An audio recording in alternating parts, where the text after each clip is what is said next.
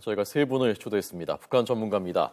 저희 YTN 개건 해설위원인 정영태 박사, 그리고 북한군 대위 출신인 김성민 자유북한방송 대표, 북한 국영식당의 셰프였던 윤선희 씨 세 분 초대했습니다. 안녕하십니까? 네, 안녕하십니까. 어서 오십시오. 안녕하십니까? 북한군의 정찰 총국에서 근무했었던 대좌가 탈북했다. 어떻습니까? 깜짝 놀랄 만한 일입니까? 저도 상당히 처음에 이 속보를 듣고 굉장히 놀란 측면이 있습니다. 왜냐하면은 정찰총국이라고 한다면은 사실 체제의 보루라고 할 수가 있죠. 그런데 이런 인물들조차 탈북을 했다고 한다는 것은 이런 핵심 간부들이 이제는 체제에 대한 충성도라든가 체제를 위해서 헌신하는 어떤 그런 밀착성 있는 그런 유대들이 상당히 와해돼 가고 있는 것이 아닌가. 이래 일단은 판단해 볼 수가 있습니다. 우리나라로 치면 정찰총국에서 대좌를 근무했다. 그러면 수평적으로 비교할 수는 없겠지만 우리 정도면 어느 정도? 제가 내용상으로 이래 봤을 때는 우리 국정원이라고 하는 것 제가 자세히는 설명을 하기 어렵지만 네. 국정원의 일정한 기능, 그리고 또 군대 경우에 소위 기무사라든가 아니면은 정보사령부라든가 이런 기능들을 합쳐놓은 것이 사실 정찰총국이 아니냐 이렇게 생각해 볼 수가 있거든요. 그렇다면은 이것은 정보뿐만 아니고 여러 가지 작전, 특히 대남 작전인데 대남 작전 중에서도 소위 한국을 나름대로 이 대남을 소위 적화 전략을 하기 위한 여러 가지 다양한 형태를 직접적으로 진두지휘하면서 또 이것을 이끌어 나가는 핵심 기구라고 이렇게 볼 수가 있죠. 네. 북한 정권의 중추적인 기구의 대좌가 우리로 치면 계급은 대령이라고 하는데요. 정찰총국에서 대좌면 어느 정도 고위급인가요?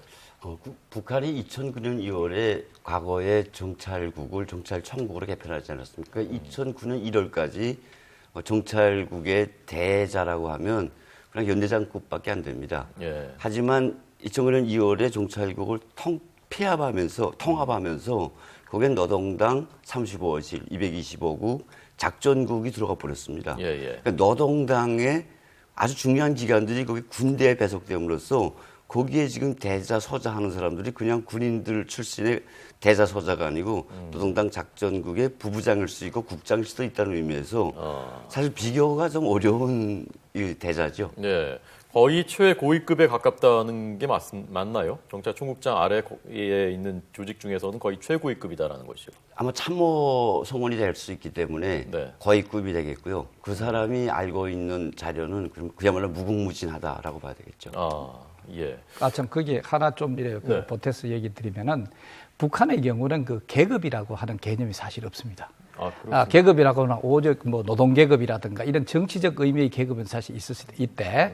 그러나 군대에 있어서 우리와 같이 위계를 나타내는 그 계급이 아니라 사실 대자 칭호지 계급이라 그러지는 않습니다. 그렇기 때문에 이 북한에 있어서는 소위 칭호 자체가 중요한 것이 아니라 그 사람이 맡고 있는 직책이 뭐냐 이것에 따라서 중요도가 높아질 수 있다. 그렇다면은 정찰총국이라고 한다면은 사실 어떤 의미에서 체제를 지탱해주는 직접적인 어떤 그런 소위 감독기관 혹은 이행기관이라고 볼 수가 집행기관을 볼 수가 있거든요. 거기에 대자급이라고 한다면은 상당한 정도의 고위급이라 이렇게 평해도 큰 틀림이 없지 않느냐 하는 생각이 듭니다. 자, 그럼 정찰총국이 어떤 일을 지금까지 해왔었고 그리고 지금 조직이 어떻게 되어 있는지 잠깐 설명을 시청자 여러분들께 제가 잠깐 올리도록 하겠습니다. 자, 정찰총국이 전무가 밝혀져 있지는 않습니다만은 대략 제1국은 작전국, 이것이 아까 말씀드린 세 개 중에서 당 작전부였었던 간첩을 양성하고 침투시키는 제2국이 정찰국, 무장공피 난파 그리고 테러를 맡고 있는 제3국이 해외정보국, 간첩 그리고 국제 대남 테러를 맡고 있는 935호실, 제5국은 대화조정국, 남북대화 협상기술을 개발하는 곳이라고 하고요. 제6국이 최근 굉장히 역량을 집중시키고 있는 사이버 테러, 해커를 양성하고 있는 곳. 지금까지 해왔었던 정찰총국이 배후로 지목됐었던 사건들 보겠습니다. 1968년 김신조 일당의 청와대 공격, 그리고 울진 삼척 공비 사건, 이승복 사건, 1983년 아웅산 테러, 87년 카기 폭파, 97년 이한영 살해, 2010년 천안함 연평도 도발, 그리고 지난해 목함지뢰 도발도 모두 이 정찰 총국이 배후인 것으로 지목되는 사건입니다. 북한 사회 안에서도 정찰 총국이 뭐 하는 데인지, 여기가 얼마나 무서운 데인지를 일반 주민들이나 다 알고 있습니까? 정찰 총국이라 그러면 그 대남 난파 네, 이렇게 하는가 이렇게 생각을 하는 거고, 그다음 국민들 이제 거의 정찰 총국이라 그러면 디테일한 것까지는 모르지만 총국은 어쨌든 정찰 총국이 이제 그 남한에 나와서 이제 간첩 역할을 많이 하는 것이다라고 사람들이 일반적으로 생각을 하고 있습니다. 예, 김영철에 대해서도 일반 그 주민들도 다 잘 아나요? 김영철을? 김영철은 군에서는 가장 잘 알려진 얼굴이죠. 그렇죠. 서해 그 남북 대화를 통해서. 그리고 과거에 제가 아주 어렸을 때인데 푸에블러 사건 때도 김영철이 뭐 연락 장교를 했다고 하고 있고요. 그때 당시에 아주 좀 우스운 일하지만 미국이 안 하면 푸에블러 성원들 보내지 않으면 정말 공격한다 하니까 김영철이 이제 그걸 외부에 알려주기 시작합니다. 2층짜리 건물을 짓는데 저게 무슨 건물이냐고 내려다보고 말하니까 저 사람들 가다들 생활할 수 있는 건물을 짓고 있다. 누가 생활할 수 있는 건물이요? 그 미국이 푸에블러 소원들이 이제 그 잡혔으니까 내보낼 타산이 아니다. 우리 저 사람들 여기서 생활하도록 하겠다. 이걸 김영철이가 직접 전하게 됩니다. 그래서 미국이 깜짝 놀라가지고 그냥 장난이 아니네. 아예 잡아들려고 생활까지 시키려고 하네. 해서 뭐 협상했다는 이야기도 나오고 있습니다. 예. 그만큼 알려져 있습니다. 네. 자, 이 두 가지 측면에서 볼 수 있을 것 같은데요. 첫 번째는 북한 체제가 정말 그 흔들리고 있는 조짐인가로 볼 수 있는가가 한 측면이고, 또 한 측면은 이 정도의 고위급이 북한 핵심 기관에 있는 사람이 우리나라에 왔다면 우리가 그 정보를 얼마나 획득할 수 있을 것인가인데요. 두 번째 측면에서 어느 정도 효과가 있을 거라고 보십니까, 박사님? 아마 이 정도 대작급 정도 된다면은 사실 그 여러 가지 정찰 총국에서 핵심적으로 하는 여러 가지 실질적인 그런 사업들이라든가 이 활동들을 거의 그 파악할 수 있을 정도가 아닌가 이런 생각이 됩니다. 그렇기 때문에 이번 이 정찰총국의 이 대자급 인사 자체는 우리가 대북 어떤 그런 그 정보에 있어서는 상당히 그 큰 성과를 이뤘다 이렇게 사실 볼 수도 있습니다. 뭐 이걸 통해서 본다면은 사실 그 정찰총국 자체가 우리 뭐 천안함 폭침이라든가 또 여러 가지 테러라든가 그렇지 않고 또 군사적으로도 일정 부분 도발을 하는 어떤 이런 것들도 아마 그 정찰총국에서 어느 정도 이 기획을 하고 그리고 디자인하는 그런 것으로 볼 수 있거든요. 예. 그렇다면 이제까지 그 북한 당국 차원에서 여러 가지 그 도발을 했는 내용 자체를 우리가 알 수 있는 그런 기회가 될 수가 있고, 그 다음에 앞으로 거기에 근거해가지고 북한이 실질적으로 어떤 식으로 그 대남 적화 통일이라든가 이런 것을 위해서 준비를 하고 있고 또 그런 거 영향이 있는가? 예. 그러면 과연 앞으로 그것을 집행할 가능성은 어느 정도 큰가 하는 것 정도도 상당히 그 좀 상세히 알 수 있는 그런 어떤 그 아주 중요한 인물이라고 볼 수가 있겠죠. 예. 그러니까 대남 적화를 맡고 있었던 중추적인 기관의 아주 핵심적인 인물이 이쪽으로 넘어왔다는 것은 북한 정권 입장에서는 굉장히 뼈아픈 일일 수 있겠는데요. 아마 사실 저는 작년부터 이분을 어느 이야기로 알고 있었는데 작년에 우리 정부에서 이제 20여 명의 그 대회 파견됐던 이제 간부급이 왔다고 하지 않았습니까? 예. 이때 이분도 속해 있었고요. 이분 외에도 또 여러 명이 사실 정부의 특별 관리를 받고 있습니다. 예. 김정은한테 이거는 그냥 북한 정권에는 그야말로 치명타가 되겠고요. 무엇보다도 이 사실이 대한민국 국민에게 알려지는 것보다 북한 주민들에게 알려지는 경우 주민들이 그냥 손을 넣게 되죠. 아니 외교관들 그리고 정찰총국의 다른 부서도 아니고 정찰총국의 대사가 넘어갔다.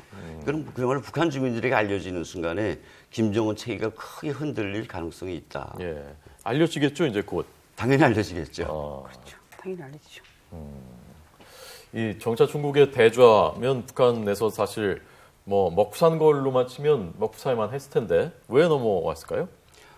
이분 같은 경우에 정찰총국 경우가 대남만 하는 게 아니라 해외 정보도 이제 하고 있습니다. 북한의 어느 정도의 거위직을 갖춘 사람들, 가진 사람들, 특히 정찰총국 간부들은 소위 위에서부터 내려온 지시에 대한 사실 무리한 지시에 대한 작전도 이제 수립해야 되고 여기에 대한 책임도 동시에 지게 됩니다. 그런 연유로 그 대한민국을 택했다라는 이야기도 있는데 무엇보다도 북한을 떠난 사람들은 거해층이고 일반 백성이고 할 게 없이 김정은 현 독재 체제에 대한 환멸을 깔고 있다. 그래서 그 마음을 바탕으로 해서 좀 위험을 죽기를 각오하고 대한민국으로 온다라고 봐야 되지 않을까요? 그래서 오늘 이 소식을 들으면서 아마 세 분도 마찬가지였겠지만 다들 아마 우리 국민들도 공통적으로 북한 체제가 정말 심각하게 흔들리는 것인가라는 그런 그 생각 또는 그 질문을 가지셨을 것입니다. 거기에 대해서는 세 분은 어떻게 보셨는지. 우리가 이거 비교가 되는 것을 한번 해볼 수가 있는데 황장엽 선생이 사실 넘어왔을 때 황장엽 비서죠. 사실은 뭐 황장엽 비서만큼 그 북한의 소위 그 중앙당 이 권력 구조를 실질적으로 한 그 부분을 담당했고 또 실질적으로 또 상당히 중요한 역할을 해오는 분입니다. 그분이 98년 그러니까 90년대 후반에 넘어왔다. 그때만 하더라도 북한이 사실상 그 고난의 행군이다 해가지고 아사자가 200만이다 300만이다 나타날 정도로 있었고 그리고 또 그분이 또 판단하기에는 이제는 북한이 체제 차원에서 거의 이제 가능성이 없다. 붕괴될 가능성이 크다. 이런 판단을 하고 넘어오신 분이거든요. 자, 그렇다면 그 당시의 상황을 어떤 의미에서 잘 알려준 것과 마찬가지로 어려운 상황을 알려준 것과 마찬가지로 지금 역시도 여러 가지 그 대북 제재라든가 이런 것을 통해서 북한 내부 제재 겉으로 보기에는 허장성세로 자기들이 이러한 제재가 들어온다 손 치더라도 전혀 꿈쩍도 않고 여러 가지 그 어려움이 없이 자기들은 그 자강력 중심으로 해 나갈 수 있다고 얘기는 하고 있지만 실질적으로 여러 가지 형태의 제한을 가함으로써 사실 갈등 관계가 심화된다는 그런 측면이죠. 그만큼 이제 체제의 어떤 붕괴라든가 이런 안정성 자체에서 뭔가 균열이 심하게 이루어지고 있다. 이렇게 판단을 해도 큰 틀림이 없지 않겠느냐 하는 생각이 들죠.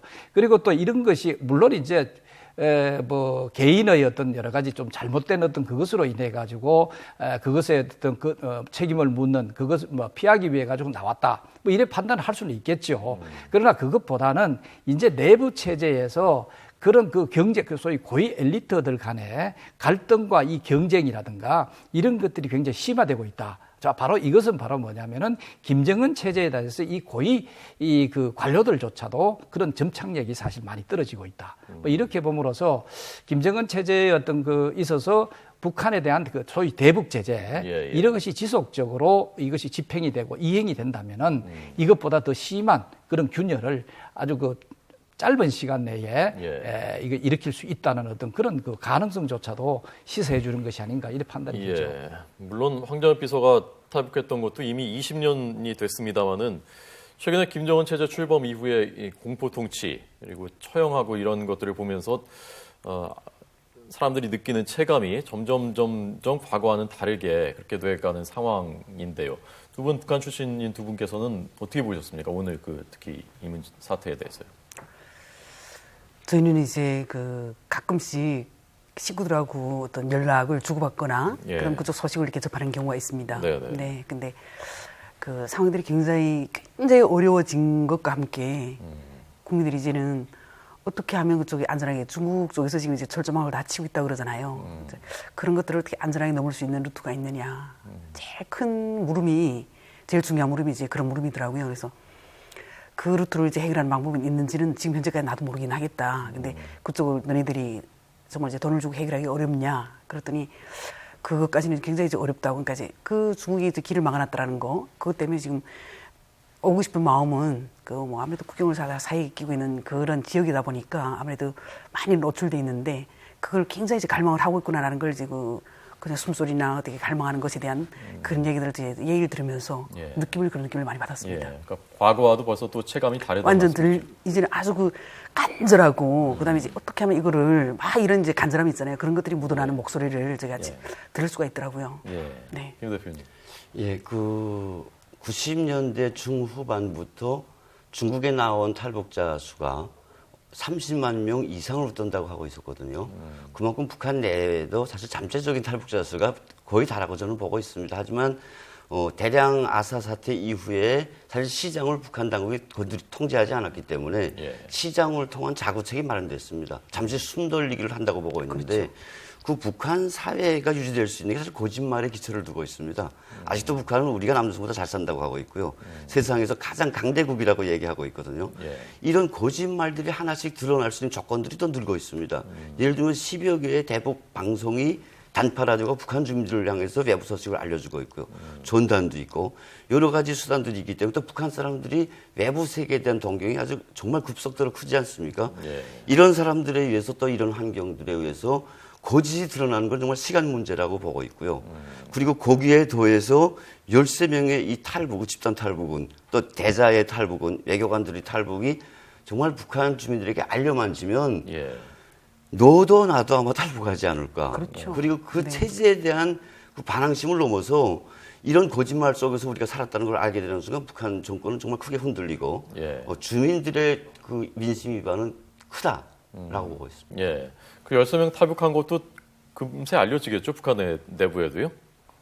지금쯤 이제 그쪽으로 많이 소식이 가지 않았을까 생각을 합니다, 저는. 예. 네. 선생님은 그 북한 무산에 있는 구경식당에서 그 셰프 요리사로 일하셨다면서요? 네. 구경식당이란 게 뭔가요?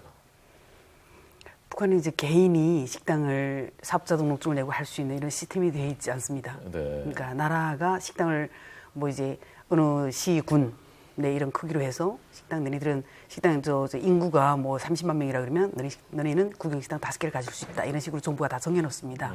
그래가지고 정부에서 나라에서 이제 그 건물은 다 지어놓고 그래 크게 이제 지어갖고 그러고 이제 거기 운영권을 누가 내줄 것이냐 그거죠. 예. 그래서 건물도 그렇고 운영도 그렇고 나라에서 이제 뭐 원자재도 다 나라에서 보장을 해주는 거고 그러다 보니까 구경식당 그러면 국가가 운영을 한다라는 의미에서 구경식당입니다. 예. 네. 그래서 요리를 어떤 거를 주로 내놓나요? 구경식당에서는? 식당이 그렇게 이제 전문성을 띠고 있는 식당을 만약 우리 함경북도 무산군이라 그러면 예. 국수집 하나, 고깃국집 하나. 그 이제 어디는 지역을 이름을 따서 지금 남산구 무슨 식당 뭐 이렇게 이제 이름을 간단하게 이렇게 지어줍니다. 그러면 예. 고깃국집이라고 들어가면 우리 생각에 전문성을 떼서 고기만 할 줄 아는데 들어가면 또 여러 가지가 예. 다 있게. 왜냐하면 식당이 늘 다 쭉 다 있는 게 아니라 그 식당 하나만 이제 그 지역에서는 그 지역 주민들은 다 그 식당 하나만 이용을 할 수가 있으니까 네. 네 아마 다양하게 더 있어야 되니까 예. 국수도 있어야 되는 거고 밥도 있어야 되는 거고 이렇게 운영이 되는 거죠. 윤 선생님이 제일 잘하시는 그 음식은 요리는 어떤 거였나요? 전요. 예. 아무래도 북한이라 그러면 제일 상징적인 건 역사가 아마 있었던 것 같습니다. 면. 면이 네, 유명한 냉면 됐든 온면이 됐든 예. 면이 첫째 이제 유명하고요. 그리고 또 1순위는 다음 1순위. 네, 만두죠. 만두요. 네, 만두가 이제 밀가루도 있는 거고 다양하게 밀가루, 메밀, 쌀, 찹쌀 뭐 다양하게 이제 그 종류에 따라서 피를 넣는 걸 쓰느냐에 따라서 예. 네, 다양한 만두들. 예. 네. 저희가 그래서 해외 식당 얘기를 하려고 지금 이걸 여쭤보는 건데 말이 나온 김에 오셔서 이제 보니까 우리나라 대한민국에도 냉면도 하고 뭐 만두도 하고 하지 않습니까? 네. 어느 쪽이 더 맛있는 것 같습니까? 딱 한 가지만 얘기한다면 이 텔레비 보면서 저를 그냥 이제 오늘 또 욕을 얼마나 하겠는지 모르겠습니다만 예. 북한은 현재까지 원재를 제가 시장에서 구입하는 게 아니기 때문에 네. 나라에서 주기 때문에 예. 만들어야 된다 그러면 우리가 누가 드시든지 드실 때 아우 맛있다는 말이 먼저 나오게 하기 때문에 음식을 만든다고 생각을 합니다. 북한은. 근데 한국 오니까 냉면이 상품이 됐어요. 마진을 얼마만큼 남겨야 되느냐, 원가를 어떻게 투자를 해서 마진을 얼마만큼 남겨야 되느냐. 그다음에 이제 체감의 단가를 이제 적정한 단가를 맞춰야 되기 때문에 이 단가에 하려면 예. 이런 식으로 상품이 된 거예요. 그래서 상품이 되다 보니까 이제 내가 먹을 때는 이제 아 이거 상품이구나, 아 이거 음식을 먹어야 되는데 이런 생각을 가끔씩 하면서 예. 네, 접해보긴 하는데. 예. 그러니까 네. 음식은 그쪽이 더 좋다. 네, 당연히 그런 것 같습니다. 네, 알겠습니다. 해외 식당 가보셨죠, 박사님? 예, 여러 북한 번 해외 갔죠. 식당. 네, 네. 거기 정보들도 다 만나보셨고요. 네, 그때 사실은 이게 이제 해외 식당의 그 변화가 최근 들어와서 상당히 그 좀 다변화된 그런 측면이 사실 있습니다. 뭐 기본적으로 우리가 전통적인 그 북한 식당이라고 하면은 우리가 요리를 먹을 수 있게 돼 있고, 그 다음에 요리 중간에 그 앞에 무대가 작은 무대가 있어서 북한이 노래를 한다든가 아니면은 뭐 가무 자체 이런 것을 이제 하는 것, 그런 것이 이제 기본적인 것입니다. 그런데 지금 몇 년 전에 소위 그 중국에 있는 변경에 있는 북한 식당에 가 보니까 이제는 우리 그 단란 주점 비슷하게 사실은 이것을 열어놓고 거기서 음식도 먹을 수 있고, 그리고 또 뭐 맥주라든가 이런 것도 마실 수가 있게 되는데, 거기에 이제 자기들이 뭐 꽃을 바친다든가, 꽃이 사실 돈 주고 사야 되죠. 바친다든가 이래 해주면은 중앙 무대에 나가지고 같이 춤을 춘다든가 노래를 부른다든가 이렇게 하면서 어떤 의미에서 이제 그 호객 행위 비슷한 어떤 그런 걸 하는 것과 마찬가지로 이제는 단순한 음식에서 일반 유흥 음식, 지점으로 이런 식으로 사실 활발한 이제 반이 이런 걸 통해 가지고 이제 활발하게 외화를 적극적으로 벌여들여야 되겠다. 예. 그 다음에 또 이것이 가장 효율적인 것이다라고 이제 판단을 했는 것 같아요. 자, 그렇게 됨으로써 이것이 사실 전 세계적으로 많이 지금 확산된 어떤 그런 추세라고 볼 수가 있죠. 예. 윤 선생님하고 김 대표님께서는 북한 해외 식당 종업원들이 집단으로 넘어왔다라는 걸 듣고 깜짝 놀라셨습니까? 저는 계획된 것이 아니었나 생각을 합니다. 저는 오랜 시간 동안 준비를 하지 않았나. 예. 네, 저는 그렇게 생각합니다. 예. 놀랄만한 일인가요? 그 누구도 다 갈망하던 거였지만 예. 이 사람들은 액션을 빨리 하지 않았냐 싶은 생각이었고 그리고 또 이제 해외에 있는 사람들 누구나 다 저는 어느 식당에 있는 종업원이 됐든 다 그런 생각을 하고 있다고 생각을 합니다. 근데 어떻게 정말 이제 액션을 취하느냐, 예. 어떻게 또 이제 일심동체가 돼서 다 같이 움직일 수가 있느냐, 아니면 한두 사람이 뛰어나오느냐. 아마 제 생각에는 이제 구원의 손길을 많이 누가 이제 우리한테 손길을 좀 뻗쳐주는 사람이 있지 않을까, 이런 기대를 많이 하고 있지 않을까 생각을 합니다. 예. 해외 식당 종업원 되기도 쉽지 않다고 하고 다 중류층 이상이라고 들었는데요. 그 종업원들도요? 중류층, 중상류층이라고 보기에는 저는 예. 저는 그렇게 보지 않습니다. 저는 그 해외 식당에 나갈 수 있다 그러면 다 첫째 기준이 예. 예뻐야 되는 거고 다음 기준은 출신 성분이 어느 정도 돼야 되는 거고 예. 그리고 이제 중산층이냐 아니면 없는 집 따님이냐에 따라서는 그거는 아마 이제 실제 기준이 되지 않을까 생각을 합니다. 예. 네. 근데 아무래도 그 사람들이 노리는 게 이제 그 우리 박사 선생님 말씀하신 것처럼 유흥 비슷하게 그 사람들 인물을 보고 그다음에 그 사람들이 이제 접대하는 거라든지 정말 이제 저 사람 때문에 내가 이제 이 음식을 먹게 된다라는 어떤 사람들의 심리 있잖아요. 예. 돈을 내고 하는 사람들의 심리를 이용을 하려면 그러려면 이제 아무래도 좀 예쁘게 생긴 첫째 미인. 그게 제일 중요한 기준이군요. 네, 그게 제일 첫째 중요한 기준. 예. 다음은 이제 그래도 출신 성분이 어느 정도 돼야만 그래야만 이제 해외 내보내고 뭐 이런 기준이 되니까 저는 그 두 가지에다가 이제 좀 힘을 집중을 해서 이 사람들을 선택을 하지 않았나 생각을 하거든요. 예. 네. 대표님이 보신 이번 그 종업원들의 탈북에서는 주목하신 포인트는 어떤 거였습니까? 저는 이게 사변이라고. 저희 탈북민 역사에서 하나의 거대한 사변이라고 보거든요. 예. 지금까지 가족 탈북은 있었습니다만 뭐 여러 명도 있었죠. 하지만 13명은 한 개 집단이 가족이 아닌 집단이 위기투합이 된 겁니다. 그거는 아시겠지만 반백년 동안 노동당이 만들어 놓은 서로의 감시 시스템, 통제 시스템이 있습니다. 밀거 시스템. 그래서 표창받은 것까지 한 개 시스템으로 엮어놨습니다. 이걸 깨지 못했기 때문에 저 같은 경우에도 탈북할 때 가까운 형제들에게도 이야기를 못했고요. 이런 이야기는 모든 탈북자들의 이구동성을 하는 이야기입니다. 네. 바로 그 시스템을 이들이 깼다. 뭘로? 대한민국에 대한 동경과 자유에 대한 갈망으로 깼다. 이거는 탈북민 역사뿐만 아니라 우리 한반도 분단 역사에서 아주 중요한 쾌거가 되고 획기적인 사변이라고 보는데요. 이런 탈북이 이제 협력에서 위기투합에서 이루어진 집단 탈북은 또 다른 집단 탈북을 낳게 하고 있고요. 실제로 우리 통일부 당국자가 얘기한 것처럼 또 다른 해외 근로자의 탈북, 한국 입국뿐만 아니라 북한 사회에 정말 큰 사변으로 다가설 거고요. 주민들의 사회 민주주의 의식에 크게 기여할 거다라고 봅니다. 어쨌건 이걸 겪고 나서 북한이 더 통제 강화하지 않겠습니까? 이게 계속 번져가는 걸 막기 위해서요. 근데 이게 바로 이제 북한 사회의 커다란 그 변화상을 나타내주고 있다 볼 수가 있습니다. 네. 왜 그러냐면은 이제 방금 설명해 주신 대로 소위 그 해외에 봉사하는 이러한 사람들은 옛날에는 그래 아주 선택된 뭐 예를 들어서 뭐 당간부 자제라든가 나름대로 좀 권력이 있는 그런 자제들이 가능한 이런 곳으로 가도록 그래 했다고 한다면은 이제는 워낙 이제 돈벌이를 해야 되겠다는 그런 차원에서 많은 지역에 많은 사람을 내보내는 겁니다. 네. 그러니까 이런 사람들을 그런 식으로 다 충원을 할 수 없고 그런데 일반 사람들이라도 물론 이제 기본적인 출신 성분은 사실 있겠죠. 출신 성분조차도 돈만 있으면 그 성분 일을 바꿀 수 있는 그런 여지도 좀 있거든요. 자, 그렇다면은 많은 사람들, 일반인들이 좀 얼굴만 잘생기고 몸매가 잘 빠진다든가 이런 기준만 충족이 되면은 그 이외의 어떤 조건들은 스스로가 맞출 수 있다. 자, 이런 사람들이 이제 해외로 많이 나간다는 거죠. 그래서 이것은 바로 뭐냐. 북한이 그것을 알고 있음에도 불구하고 보내지 않으면 안 되는 그런 상황이 됐다는 거죠. 자, 그러면 이런 사람들은요, 이 체제에 대해서라든가 여러 가지 충성도라든가 상대적으로 떨어질 수밖에 없습니다. 예. 자, 그렇다면은 이 사람들은 앞으로 화약고다. 자, 앞으로 가면 갈수록 이제 전 세계에 펼쳐져 있는 북한의 식당에서 있는 이러한 그 인원들은, 북한 그 여성들은 아마도 제2, 제3, 제4가 나타날 수 있는 그런 가능성이 굉장히 크다. 바로 이게 어떤 타임에 북한의 어떤 균열상을 사실 나타내는 겁니다. 예. 옛날 같으면은 아주 그 폐쇄된 상황에서 제한되게 아주 또 그것을 또 바깥에 내보냈을 때 이것을 철저한 통제가 가능한 그런 정도에 유지했다면 이제는 그거를 가지고 이 외화벌이라든가 이것이 충당할 수가 없다. 그렇다면 보다도 이거 대중화시키고 보편화시켜가지고 이게 돈벌이를 해야 되는 것이니까 이들이 이탈 현상은 훨씬 더 많아질 거다. 자, 이렇게 된다면 제2, 제3, 제4가 나온다면은 예. 북한에 커다란 어떤 충격을 줄 수가 있다. 이래 볼 수가 있게 되겠죠. 당장 뭐 이제 지금 손님도 많이 떨어졌다고 하고 이래서는 안 되겠다 하고 다 철수시킬 수도 있지 않을까요? 북한 당국이 뭐 아직 철수까지 하기에는 예. 사실 130여 개의 식당에서 1,000억 불 정도의 연간 매출을 올린다고 하고 있거든요. 이만한 돈을 김정은이가 포기하기는 사실 어렵지 않을까. 그만큼 절박한 상태에서.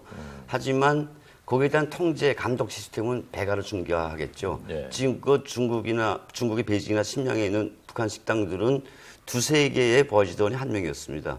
지금 1명씩 파견할 가능성이 많고요. 예, 예. 그 이상으로 파견해서 통제를 강화할 가능성이 많고요. 예. 여러 가지로 아마 당국은 이번에 그 보위원까지 같이 넘어왔다는 거 아닙니까? 지배인이 지금 맞죠? 네, 지배인. 누군지 모르게 종업원주 중에 보위부 사람이 한 명씩 심어놓는다면서요, 거기다가. 그럼 그 자체가 보위부 요원들이라고 봐야 되겠죠. 예, 예. 북한은 뭐 각각 지금 서로 감시하게 만들었기 때문에 그걸 깼다는 데서 의미가 있고 예. 그렇죠. 기존에 우리 한국 국민들이 사실 그 식당 다니면서 엄청 팔아줬거든요. 예, 예. 그 팔아주는 과정에서 벌어지는 모든 일들을 매 정업원 당사자들이 보위부 요원이 돼서 사실 보고를 하고 있었죠. 이들 총괄 관리하는 게 저희 버지던이 나왔는데 예. 저게 자금 사정도 긴장하니까 열악하니까 한 명을 내보내서 여러 식당들을 관장하고 있는데 이제는 그 이상의 이제 숫자를 내보낸다거나 예. 그리고 북한만의 그 특징이지 않습니까? 그 죄를 잊게 하는 것들이 있기 때문에 그런 시스템들을 더 강화해서 예. 사실 저들은 최고의 골머리 앓는 부분이 저게고 이제부터는 저게 될 것이고 정말 화약고가 될 것이고 막기 위해서 정말 최선을 다할 가능성. 예. 윤 선생님은 그 북한 국영식당에 근무하시면서 해외 식당들에 대해서 좀 들으신 것이 지금 말씀하신 것 말고 또 뭐 있습니까? 그 해외 식당에 나간다 그러면 이제 저희가 이제 식당 지방이라고 해도 우리 식당 책임자들 자녀분들도 해외에 나간다는 얘기, 우리 A분이 해외에 나가게 된 걸 내가 못 가게 했다, 엄마가 못 가게 했다 이런 얘기를 제가 들은 적이 있거든요. 우리 무산군에서도 식당 책임자 한 분이 따님이 이제 좀 예쁘장했어요. 그래서 예. 그 해외 나간다 그러는데 중앙당에서 데려간다는 걸 해갖고 그래가지고 이제 데려가기로 했는데 내버려 못 가게 했다. 그래서 아마 가기만 하면 걔네들 부모를 엄마 아버지를 언제 볼지 모르고 몇 년 뒤에 이제 볼지. 애들이 나가서 이제 엄마 아버지 통제도 못하는 데서 가서 무슨 일이 있을지 이렇게 걱정을 하면서 사실 안 보내더라고요. 그래서 엄마하고 사실 누구나 다 가고 싶어 하는데 왜 안 보내냐 이렇게 말하니까 예. 딸이 순수한 딸이 내 딸이 그냥 순수하게 돌아올지도 모르겠고 그다음 또 애들은 여자애들은 내돌리면 안 된다 이러니까 우리는 안 돌리겠다. 우리가 먹고 살만한데 애까지 뭐 내돌리겠느냐 뭐 이러면서 근데 이제 보내지 않는 걸 많이 봤습니다. 예. 네, 저는 그래서 해외 식당 나가거나 하면 굉장히 이제 우리가 그냥 모르는 사람들인 경우에는 해외 식당 나는 게 굉장한 이제 영광인가 생각을 하는 사람들도 많고 내가 나서 그래도 비행기도 타보는 거고 또 어떤 영광스럽게 해외 나가서 정말 근무도 하고 근데 이럴 때 갈망도 많이 하기도 하는 직업이기도 합니다만 나 그냥 본인이 선택해서 갈 수도 없는 거고 또 안 보내겠다 해서도 부모들이 안 보내겠다 해서 또 안 보낼 수도 없는 거고 그냥 선택권은 뭐 정권이 있지 않는가 싶습니다. 예. 네. 자, 마지막으로 박사님, 이번에 이 사태 이후에 북한이 중국을 비난하는 그 보도도 하는데요. 북중 관계는 어느 정도 영향을 미칠 거라고 보십니까? 뭐 이미 그 북중 간에는 그 갈라질 대로 사실 갈라졌다 이렇게 볼 수가 있죠. 그만큼 사실 중국도 북한에 대한 불신 그리고 또 북한은 이미 오래전부터 중국에 대한 불신이 굉장히 강했더랬습니다. 그래서 이번 기회에서 그 골은 훨씬 더 깊이 파졌다 이렇게 볼 수가 있고 그럼 앞으로 북한이 이제 옛날 어떤 그 전통적인 그 우위 이런 관계 속에서 회복되기는 사실 어려울 것이다. 한다손 치더라도 좀 더 실질적인 어떤 형태에서 어쩔 수 없이 할 수 있는 어떤 그런 정도의 회복은 될지언정 그러나 이 이상으로는 나갈 수는 사실 없을 것이다. 오히려 북중 간의 관계는 갈등은 더 심화될 것이다. 이렇게 볼 수가 사실 있습니다. 예, 알겠습니다. 윤 선생님 아까 그 남쪽 음식은 상품에 가깝지 않느냐라고 말씀하셨는데 그래도 와서 드셔보시니까 좀 맛있는 건 없던가요? 정말 맛있는 것들이 많이 있습니다. 어떤 뭐였습니까? 그 음식을 우리 북한에서는 이제 토종만 먹었다면 한국이니까 이제 퓨전이 많이 생겼는데 퓨전이 이제 색다른 경험이니까 그러니까 이제 그 퓨전 음식에 대한 그 기대라든지 이런 것들이 굉장히 있어서 정말 이제 늘 퓨전을 한 번씩 체험하고 싶은 그런 생각 많이 들고. 네. 시간 좀 흘러간다면은 제가 사실은 저 평양에 가서 냉면을 먹고 함흥에 가서 함흥 냉면을 먹어봤는데 저는 사실 못 먹겠습니다. 별로 맛이 없습니다. 오히려 우리가 입맛이 이미 이쪽에 상당히 좀 세련된 형태로 변해버렸는지 몰라도 하여튼 그런 차이는 좀 있는 것 같아요. 네, 한국은 조금 이제 간이 좀 세고. 네, 그런 박사님이 드신 건 상품 뭐 그렇진 않고 우리나라에서도 뭐 마음으로 음식을 만드시는 분들이 훨씬 더 많죠. 그러니까 뭐 지금도 음식과 관련된 일을 하십니까? 네. 한국에서? 네. 아, 그렇군요. 알겠습니다. 좋은 음식, 그 마음이 들어있는 음식 부탁드리겠습니다. 알겠습니다. 예. 네. 오늘 세 분에게 들었습니다. 잘 들었습니다. 고맙습니다. 고맙습니다. 감사합니다.